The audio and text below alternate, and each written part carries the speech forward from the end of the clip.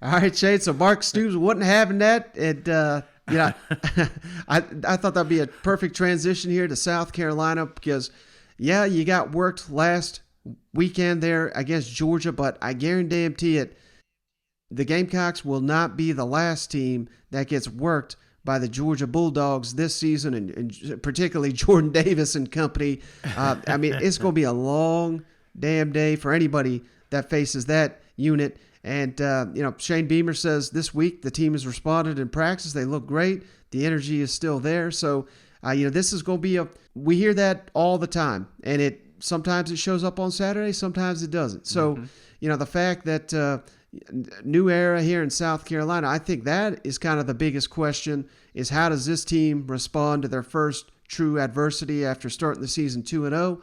And one thing that has brought a lot of praise, a lot of happiness from Gamecock Nation, Shane, Luke Doty is going to start for the first time this season for the South Carolina Gamecocks. So you're going to get, I think, a lot more of the playbook and just obviously the mobility from the quarterback position. So I would wager that South Carolina's got a lot of their offensive playbook that they've not even really been able to showcase. And maybe they wanted to do it against Georgia, but of course, you can't do it when those, like as Mark Stoops says, them beasts are on you.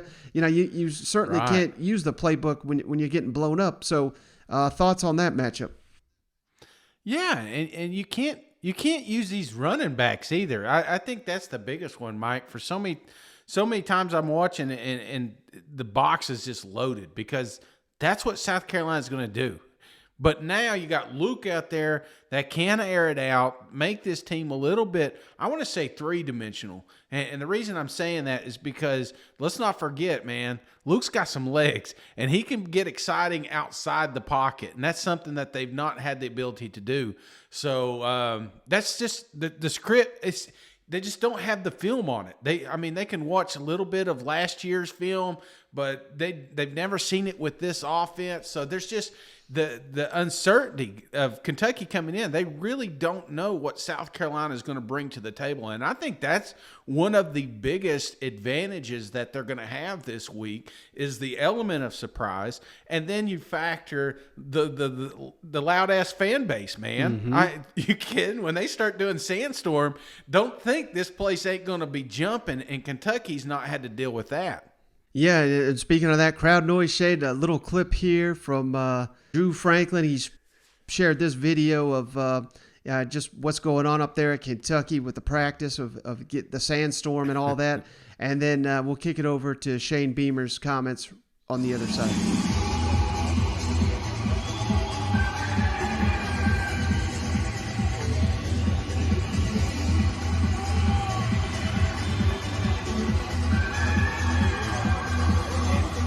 And, it's their first away game for them, for sure. And we need to make that a great environment on Saturday night. So, Gamecock Nation, listen to me. We need you there early. We need Gamecock Walk to be even bigger and louder than what it was last time. We need the cockpit to be louder and more disruptive than it's ever been. We need an environment Saturday night that will be a true home field advantage for us and a true 12th man out there. Loud and boisterous. If you're wearing a mask, great. You ought to be yelling so loud that the sound from your voice tears a hole in the mask. I don't even know if that's humanly possible, but let's sure as heck try.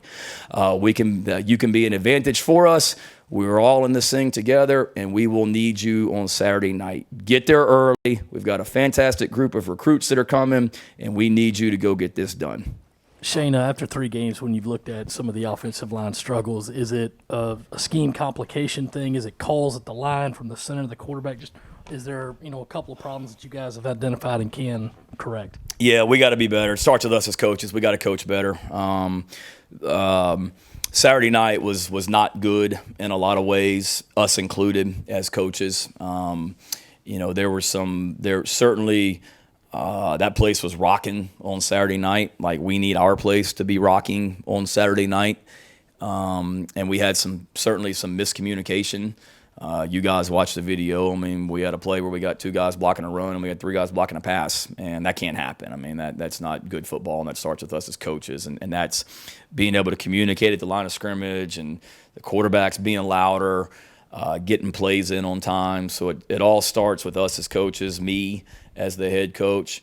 And then, frankly, I mean, there was some busts, without a doubt, particularly in pass protection, where we flat out turned some guys free that we should have been blocking, without a doubt, that cost us. They were critical plays. And then, like I said earlier, sometimes it's just going to be it's a one-on-one battle, and there's a winner and a loser, and sometimes we won and sometimes we lost. And when we lost, it's very glaring. So I think it's a combination of things, Dave, but it starts with us as coaches and making sure that we don't beat ourselves and give Georgia a lot of credit, but we certainly did not execute at a high level offensively, not just the offensive line, but offensively on Saturday night, and we got to be more efficient. Shane, have the guys responded this week the way you wanted to see? What's the attitude been like, and how do you feel about their response? I really feel really good right now. Now, you hope that equates to Saturday night, but everyone was disappointed after the game. Sunday was, it was a quiet bus ride back on Saturday night. I was up watching tape on my iPad. I'm sure everybody else was sleeping, but it was a quiet bus ride back. And Sunday was, we came in here and, we're brutally honest with the guys and what went well, what didn't go well. But I think they saw on tape that, give Georgia a lot of credit. They're a phenomenal team. But, we had every opportunity to make that thing 14-10 or 14-13 in the second quarter. And then obviously didn't handle the end of the first half, beginning of the second half well, starting with me. And it kind of got out of hand. But proud of the guys, and they showed it. They saw how physical they played, and we've got to always be able to do that. Practice on Sunday night was good, and then this morning, it was fantastic. We the tempo, the energy, the sense of urgency that we had out there, the focus, honestly was one of our better Tuesday practices that we've had since we started the season against Eastern Illinois. Now, we got to get better on Wednesday, Thursday, Friday, but gives me hope that our guys are in the right place mentally and understand that we got a chance to be a good football team, but we got to get a whole lot better this week. Assuming everything's okay with Luke and his foot, is he the guy moving forward at quarterback? Assuming everything is good with Luke, he will be our starting quarterback on Saturday night.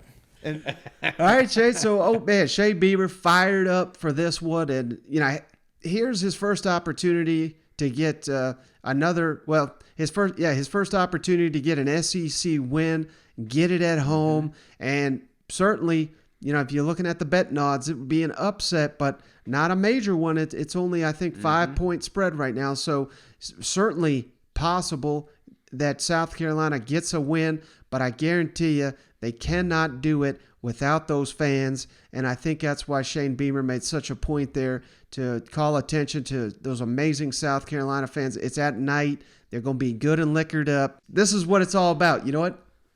This is what it's all about, man. This is something that we've not got to experience, but now we're starting to see it a little bit more as we get into these. You think about last week watching that Alabama-Florida game, man. It was just so nice to hear the fans just giving them hell. And I think that's what you got. You had Bryce out there. You had trouble, it's new time. Kentucky, same situation, man. Some of these guys have not heard the noise. And if these fans go out there and they rain down on them, this game's about opportunities and momentum. And the crowd is the one that can help the most by creating just a chaotic atmosphere. Mm-hmm. Well, Shane, that's all I got, buddy, on this episode. So do you got anything before we hop off the line?